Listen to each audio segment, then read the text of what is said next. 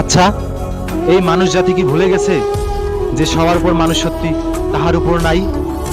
তাহলে কেন আজ এই ধর্মের লড়াই? তাদের শরীরে কি কোনো আলাদা রঙের রক্ত বইতেছে, নাকি তারা মানুষ হয়ে এই বাংলাদেশে জন্মগ্রহণ করে ভুল করেছে? হ্যাঁ, আপনারা যা ভাবতেছেন তাই। আমি আমাদের হিন্দু ভাই বোনদের কথাই বলতেছি।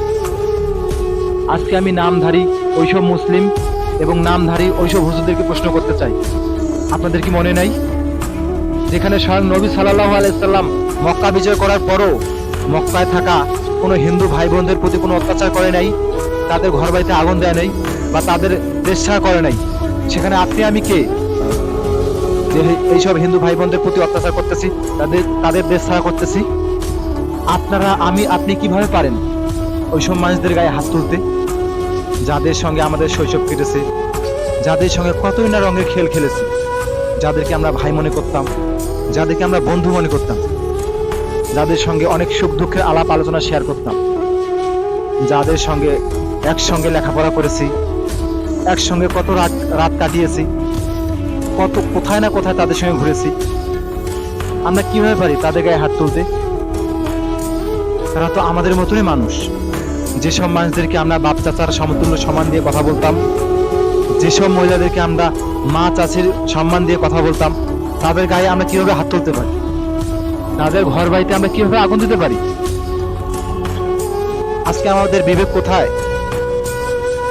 আমরা কি মানুষ, নাকি কোনো হিংস্র পশু জানোয়ার হয়ে গেছি, যে নিজের অধিকারের জন্য আরেকজন পশুকে হত্যা করলাম, মেরে ফেললাম, নিজের ভোগ মেটানোর জন্য আরেকজন পশুকে হত্যা করলাম? হ্যাঁ, এখানে এখন আপনারা আমাকে জিজ্ঞাসা করতে পারেন, প্রশ্ন করতে পারেন যে আমাদের দেশে না অন্যান্য দেশে তো মুসলিম জাতির প্রতি অনেক অন্যায় অত্যাচার করতেছে। তাহলে আমি তাদের ক্ষেত্রে বলতেছি, ভাই শুনেন, ওরা হলো কুত্তা, কুকুর। তাই বলে কি আমরা আমাদের পরিচয় কুত্তার সমতুল্য দেব? ওরা আঘাত করেছে তাদেরকে, আমরা কি এখন আমাদের বাংলাদেশি ভাই বোনদের, হিন্দু ভাই বোনদের আঘাত করে আমরাও কি সেই কুত্তার পরিচয় দেব?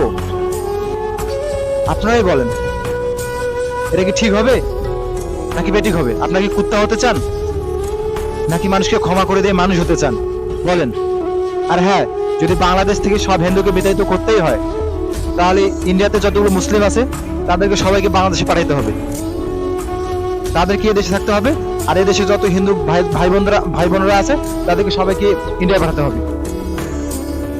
তাহলে এখানে আর কারো কোনো বিদ্রোহ থাকবে না।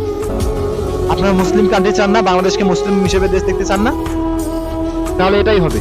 আপনারা যদি পারেন তাহলে হিন্দু ভাইদেরকে সবাইকে ইন্ডিয়া পাঠিয়ে দেন, আর ইন্ডিয়া যতগুলো মুসলিম আছে সবাইকে আপনারা বাংলাদেশে পাঠিয়ে নিয়ে আসেন, তাহলে সব লেখা চলে যাবে।